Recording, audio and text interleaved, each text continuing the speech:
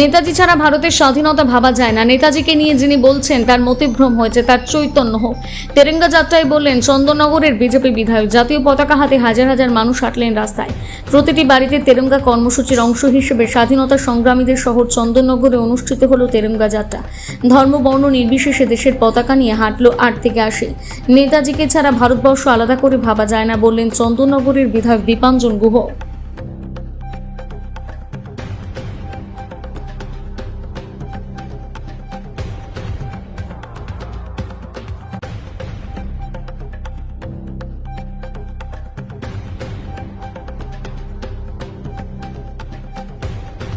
বড় শোভাযাত্রা হয়, যেটা সারা পৃথিবীর মধ্যে দ্বিতীয় বৃহত্তম। এই দ্বিতীয় বৃহত্তমটাকে কার্নিভালে রূপান্তরিত যারা করতে যাচ্ছিলেন তারা আজকে চলে গেছেন। চন্দননগরের ঐতিহ্য, চন্দননগরের সংস্কৃতিকে ধরে রাখার জন্য মানুষ একটা নির্বাচন করেছে, তারা সিদ্ধান্ত নিয়েছে। আর সেই সিদ্ধান্ত ধীরে ধীরে তাদের সমর্থনে তারা যা চিন্তা করেছেন সেই দিকে যাতে সরকার এগোতে পারে সেইভাবে সরকার চিন্তা ভাবনা করছেন। কিন্তু চন্দননগর বিপ্লবীদের তীর্থক্ষেত্র, বিপ্লবীদের এখানে পুণ্যভূমি। আর এ কথা আমি নির্বাচনের আগেও বলেছি আর নির্বাচনের পরে বহুবার বলেছি।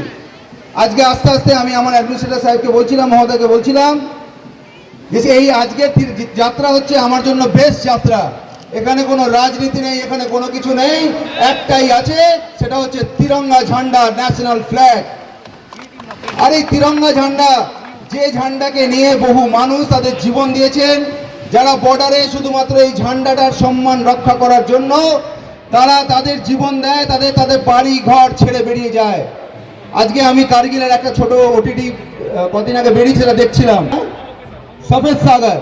এই সফেদ সাগরে একজন এয়ারফোর্স অফিসারকে কিভাবে তারা অত্যাচার করছেন এবং তার স্ত্রী কি ব্যাখ্যা দিচ্ছেন। তার কাছে যখন প্রথম বিষয়টা আসে যে তার স্বামী যখন চলে যাচ্ছেন, তার কাছে যখন প্রথম আসছে তার ব্যাখ্যা তিনি কি দিচ্ছেন। বহু মানুষ, বহু মায়েদের তাদের সম্ভ্রম, তাদের নিরলস, তারা চুপচাপ ঘরের কোণে চোখের জল ফেলেছেন। তাদের নিজেদের স্বামী ত্যাগ হয়েছে, তারা তাদের পুত্রকে ত্যাগ করেছেন শুধুমাত্র এই ঝান্ডার সম্মান রাখার জন্য। এই ঝান্ডা উঁচা রহা হামারা, এই স্লোগানটা সামনে রেখে। আর সেই জন্য স্বাধীনতা সংগ্রাম, এই স্বাধীনতা দিবস আমরা শুধুমাত্র মনে করি এটা ছুটির দিন।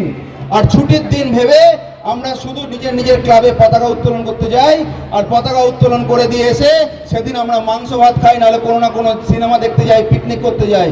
আর নাহলে ক্লাবগুলো তাদের বার্ষিক অনুষ্ঠান, বার্ষিক যে মিটিং সেদিন রাখে। কিন্তু স্বাধীনতা দিবস একদিনে আসেনি, স্বাধীনতা একদিনে আসেনি। যে জেনজির কথা আজকে সারা ভারতবর্ষে উত্তাল হচ্ছে, যারা সারা পৃথিবী উত্তাল হচ্ছে, সেই এই জেনজি তখনও ছিল, তারা এই যুবক সমাজ তারাও ছিল। এই যুবক সমাজের তাদের আন্দোলনের জন্য ভারতবর্ষ স্বাধীন হয়েছে। ভারতবর্ষ বিনা তলোয়ার, বিনা বন্দুকে স্বাধীন হয়নি। ভারতবর্ষ কে ইংরেজরা ছাড়তে বাধ্য হয়েছে। কেন? ভারতবর্ষের যুবক যুবতীরা তারা নিজের জীবন বলি রেখে তারা রাস্তায় নেমেছিল, তারা আন্দোলন করেছিল। কিন্তু তাদের আন্দোলনে স্লোগান ছিল কি? ভারত মাতা কি জয়। তাদের স্লোগান কি ছিল? বন্দে মাতরম। রাসবিহারী বসু যখন ভারতবর্ষ থেকে জাপান যাচ্ছে, দুটি মাত্র মানুষের ছবি নিয়ে যাচ্ছে, দুটো জিনিস নিয়ে যাচ্ছে। একটা হচ্ছে স্বামী বিবেকানন্দের ছবি, আর একটা হচ্ছে ভগবত গীতা।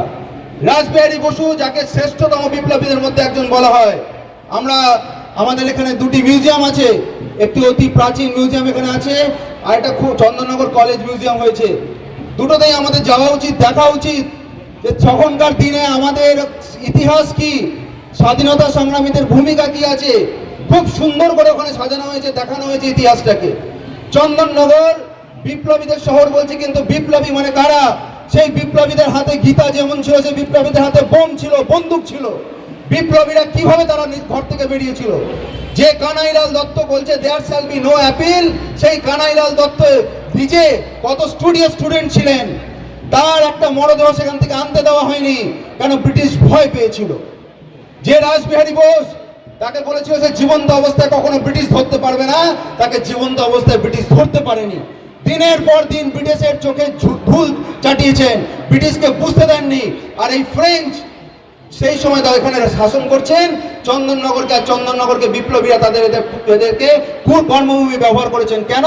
কারণ ব্রিটিশ এখানে ঢুকতে পারতো না। তিন বন্ধু ছোটবেলায় যা বলেছেন, শ্রীশ ঘোষ, কানাইলাল দত্ত, রাসবিহারী বসু যা বলেছেন, বড় হয়ে তাই বলেছেন এবং তাই করেছেন। চারুচন্দ্র রায়কে যা বলছেন তাই করছেন। এই ইতিহাস আমাদের পড়া উচিত। এই চন্দননগরের রাস্তায় রাস্তায় বিপ্লবীরা হেঁটেছেন। এই চন্দননগরের মাটি, প্রত্যেকটা মাটি আমাদের কাছে তিলক কেটে চলার মতন। আমরা কুরুক্ষেত্রে যাই, কুরুক্ষেত্রের মাটি আমরা মাথায় লাগাই, যেখানে কুরুক্ষেত্রে যুদ্ধ হয়েছিল, ভগবান শ্রীকৃষ্ণ ওখানে ছিলেন, পাণ্ডব কৌরবদের যুদ্ধ হয়েছিল, ধর্মযুদ্ধ হয়েছিল। কিন্তু চন্দননগরের মাটি, যেখানে সমস্ত ক্রান্তিকারীরা এসছেন, স্বাধীনতা সংগ্রামীরা এসছেন, ভারতবর্ষের সমস্ত সেই সময়কার জাতীয়তাবাদী মানুষরা এসছেন, সমস্ত মহাপুরুষরা এসছেন। এই সেই মাটি যেখানে নেতাজি সুভাষচন্দ্র বোস নিজে এসছেন। বিতর্কিত হতে পারেন, বিতর্কিত বিষয় থাকতে পারে এটা, যে তিনি গুমনামি বাবা ছিলেন কি ছিলেন না, কিন্তু যে এখানে একজন দিদি ছিলেন, তাকে আমিও দেখেছি, দেবাশিস বাবুও দেখেছেন, আর নামটা মমতাদি বলছেন তাকে নেতাজি সুভাষচন্দ্র বসু হিসেবে উনি দেখেছেন, গুমনামি বাবা হিসেবে দেখেছেন। সত্যি মিথ্যা আমি বলতে পারবো না, অনুজ ধর সেটাকে বারবার ব্যাখ্যা করেছে। কিন্তু সেটা যাই হয়ে থাকুক, কিন্তু নেতাজি সুভাষচন্দ্র বোস বাঙালির সম্মান। নেতাজি সুভাষচন্দ্র বোস না থাকলে ভারতবর্ষের স্বাধীনতা এইভাবে হতে পারতো না। অজিত ডোভাল বিখ্যাত, অজিত ডোভাল একটা ভাষণে বলছেন, if freedom comes in the dream of Netaji Subhash Chandra Bose, with the dreams of Subhash Chandra Bose, তাহলে ফ্রিডমটা অন্যরকম হতে পারত। এটা অজিত ডোভাল বলছেন, যাকে পাকিস্তান থেকে শুরু করে ভারতবর্ষের সমস্ত শত্রুরা ভয় পাচ্ছে। কিন্তু আমি বিষয়টা কেন বলছি, আজকের ভারতবর্ষের যুব সমাজ কোথাও না কোথাও কাশ্মীর মাঙে আজাদি স্লোগান দিচ্ছে। কাশ্মীর আজাদ, ভারতবর্ষের অভিন্ন অঙ্গ, কাশ্মীর কেউ নিতে পারবে না, কাশ্মীর ভারত কা হ্যায়, ভারত কা রহেগা। এটা কাশ্মীর মাঙে আজাদি হতে পারে না। ভারতবর্ষের বুকে যে ধরনের লোকেরা স্লোগান দেয়, তাদের পক্ষে কখনো জেনজি থাকতে পারে না। ভারতবর্ষে গণতান্ত্রিক আন্দোলন থাকবে, থেকেছে, থাকতে হবে। আন্দোলন ছাড়া সমাজ পাল্টাতে পারে না। যেখানে যখন প্রয়োজন তখন সেখানে নামতে হবে, আর যুবক সমাজকেই নামতে হবে। আমি ইলেকশনের আগেও বলেছি যে আমি ইলেকশন জিতে যাব, জেতার পরে লক্ষ্যই হচ্ছে চন্দননগরকে স্বপ্নের শহর তৈরি করতে হবে। কিন্তু আমিও যাতে ঠিক পথে থাকি, তার জন্য দায় হচ্ছে চন্দননগরের মানুষ, চন্দননগরের যুব সমাজ। আমি আহ্বান করব যে যুব সমাজ তারা কনস্ট্রাকটিভ ক্রিটিসিজম করুন। তারা চিন্তা ভাবনা করতে হবে যে আমরা চন্দননগরকে ভারতবর্ষ নয়, পৃথিবীর বুকে অন্যতম শ্রেষ্ঠ শহর করতে হবে। তার জন্য যা যা করার আপনারা করুন, সমস্ত আইডিয়ার দিন। আর আইডিয়া শুধু আমাকে নয়, আমরা একটা উপদেষ্টা মণ্ডলী করেছি। সেই উপদেষ্টা মণ্ডলীতে কল্যাণবাবুর মতন ব্যক্তিত্বরা আছেন, বিভিন্ন প্রফেসররা আছেন। আজকে দেবাশিস বাবু আমাদের সামনে আছেন, দেবাশিস বাবু আজকে এই মঞ্চে, আমাদের সরকারি মঞ্চে আছেন। আপনারা বিভিন্ন কলেজের প্রিন্সিপালদের সঙ্গে দেখা করুন, কারণ আমি মনে করি যে শিক্ষক মহোদয়রা সমাজকে পরিবর্তন করতে পারে আর সমাজকে সঠিক দিশা দেখাতে পারে। বিনা শিক্ষক সমাজ কখনো পরিবর্তন হতে পারে না, সমাজ এগোতে পারে না। স্বাধীনতা সংগ্রামের সময় সবচেয়ে বড় অগ্রণী ভূমিকা ছিল শিক্ষকদের। ওই জন্য আমি যুব সমাজের কাছে আগ্রহ করব যে পিরিয়ড গেছে গেছে, কিন্তু আমাদেরকে মনে রাখতে হবে যে শিক্ষক সে যেমনই হবে, শিক্ষক মানে গুরু, আর সেই গুরুকে আমাদের সম্মান দিতে হবে।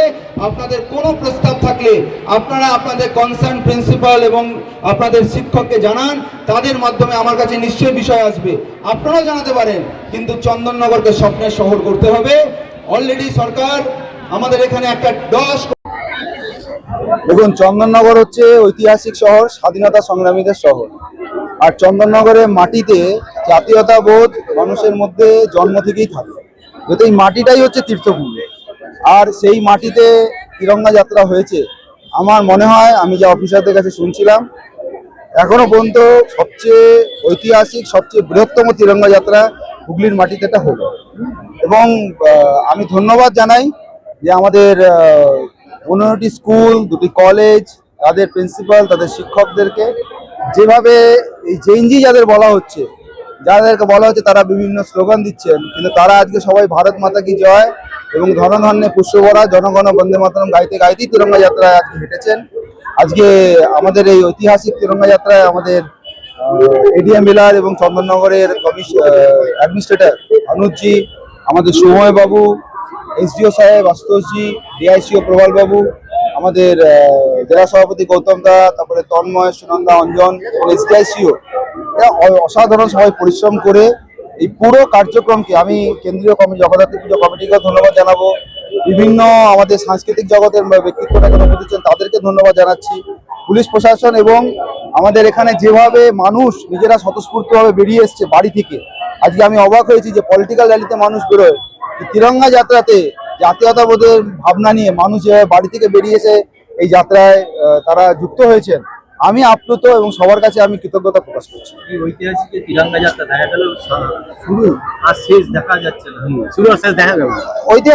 ঐতিহাসিক মানে যার জন্য আমরা আমাদের রুটটা পর্যন্ত চেঞ্জ করতে হলো। আমরা এসডি অফিসের সামনে দিয়ে আসার কথা ছিল, কিন্তু এরকম বলা হলো যে এসডি অফিসের সামনে দিয়ে গেলে শুরু আর শেষ মিলে যাবে। সেই জন্য আমাদের এই রুটটা আরেকটু ঘোরাতে হলো গঞ্জের বাজার সামনে দিকে, যাতে শুরু আর শেষ, হেড আর টেল মিশে যাতে না যায়, কমসে কম ডিফারেন্স থাকে, এবং শেষ হওয়ার পরেও এটা শেষ হচ্ছে না। ওই জন্য আমার কাছে এটা আনন্দের বিষয়, বিধায়ক হিসেবে ব্যক্তিগত আনন্দের বিষয়, এবং চন্দননগরের সমস্ত আপামরবাসী আনন্দের সঙ্গে সবাই আজকে অংশগ্রহণ করেছে। বিতর্ক চলে, এটা নিয়ে কি বলবেন? বাঙালি নেতাজি সুভাষচন্দ্র বোস, রবীন্দ্রনাথ কে ছাড়া বাঙালি কখনো বাঙালি হতে পারে না। সুভাষচন্দ্র বোস না থাকলে আজকে দেশ এইভাবে স্বাধীন হতে পারতো না।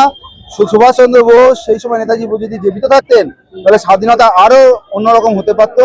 ওই জন্য নেতাজিকে নিয়ে কোনো বিতর্ক হতে পারেন না। যারা বিতর্ক করছেন তারা কোথাও না কোথাও তাদের নিজের জাতীয়তাবোধ সম্বন্ধে হয়তো কিছু না কিছু কমতি থাকতে পারে। আমরা ভারতীয় জনতা পার্টির কার্যকর্তারা এবং পশ্চিমবঙ্গ সরকারের যারা আমরা আছি, আমরা সবাই বিশ্বাস করি যে নেতাজি সুভাষচন্দ্র বোস ভারত রত্ন, এবং তাকে ছাড়া ভারতবর্ষ আলাদা করে ভাবা যায় না। একজন সাংসদ এরকম ধরনের কথা বলছে, যে বলছে সে যে দলেরই হোক, আর যে সে সাংসদ হোক আর যাই থাক না কেন, আমি মনে করি তার মতিভ্রম হয়েছে। আমি এইটুকু প্রার্থনা করব যে ভগবান তার চৈতন্য হোক।